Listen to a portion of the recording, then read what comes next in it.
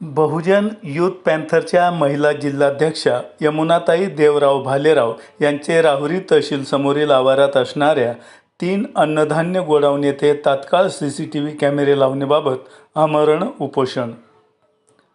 राहुरी तालुक्यातील तहसील आवारात असणाऱ्या तहसील समोरील 3 अन्नधान्याचे गोडाऊन येथे मोठ्या प्रमाणात धान्याचा उरलेला साठा लंपास होत आहे असं निदर्शनास आलं आहे असे उपोषणकर्त्यांचं म्हणणं आहे.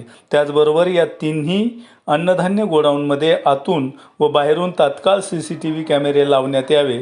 त्यानंतर 3 गोडाऊनमध्ये येणारा जाणारा सर्व कोट्यांची माहिती संदर्भात असणाऱ्या सर्व लेखाजोखा यांची तत्काळ चौकशी करून कायदेशीर कारवाई करण्यात यावी.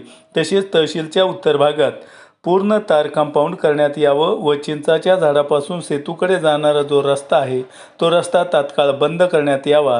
हे येत्या 30 तारखेच्या आत न झाल्यास व 30 तारखेच्या आत गोडाऊनला CCTV कॅमेरे न लावल्यास कार्यालयासमोर अजून तीव्र स्वरूपाचं आंदोलन करण्यात येईल व पुढील काळात काही अनुसूचित प्रकार घडल्यास सर्व जबाबदारी ही राहुरी तहसील कार्यालयाची राहील अशी मागणी यमुनाताई देवराव भालेराव यांनी केली आहे.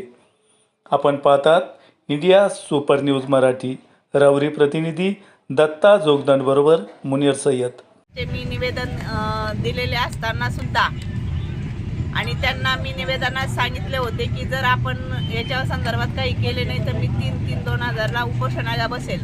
परंतु अद्यापही माननीय तहसीलदार साहेब यांच्याकडनं मला कोणत्याही प्रकारे पत्रव्यवहार झालेला नाही किंवा त्या संदर्भात आम्ही काय कारवाई करू ह्या संदर्भात मला लेखी स्वरूपाचे कोणतेही पत्र त्यांनी देणं बंधनकारक असताना त्यांनी मला कोणतेही पत्र दिलेले नाही. त्याच्यामुळे मी आज 3/3/2025 रोजी माननीय तहसीलदार यांच्या कार्यालयाकडे उपोषण सुरू केलेले आहे. तसेच तेथील जे गोडवांचे जे ठेकेदार आहे MD डोळस तसेच शिवाजी शिंदे यांनी हे फार मोठ्या प्रमाणात ह्या अन्नधान्याचा घोटाळा करत असल्याचे निदर्शनास आलेले आहे. त्याच्यामुळे ह्या संबंधितांनी तात्काळ कारवाई यांची चौकशी करून तात्काळ कारवाई करण्यात यावी असे मी ह्या आपल्या चॅनलद्वारे सांगत आहे. कारण येथे फार मोठा घोटाळा असताना सुद्धा कोणत्याही प्रकारे इथे फुटेज बसवल्या जात नाही. याच्या मागचे कारण काय? आज महिना उलटून सुद्धा कोणत्याही प्रकारे यांनी ॲक्शन घेतलेली नाही. माननीय पुरवठा अधिकारी केदार साहेब यांनी तात्काळ याची चौकशी करावीत. अन्यथा यांना सुद्धा असं आरोपी करून यांना दोषी ठरवण्यात यावं आणि यांच्यावर कारवाई करण्यात यावी ही मी माझी मागणी करते.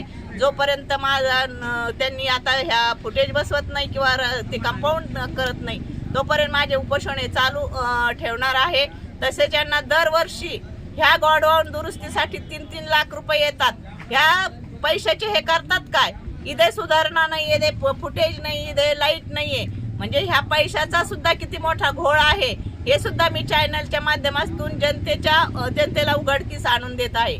त्याच्यामुळे माझे हे उपोषण चालूच ठेवणार. जोपर्यंत मला निर्णय भेटत नाही तोपर्यंत माझे हे उपोषण चालूच राहणार.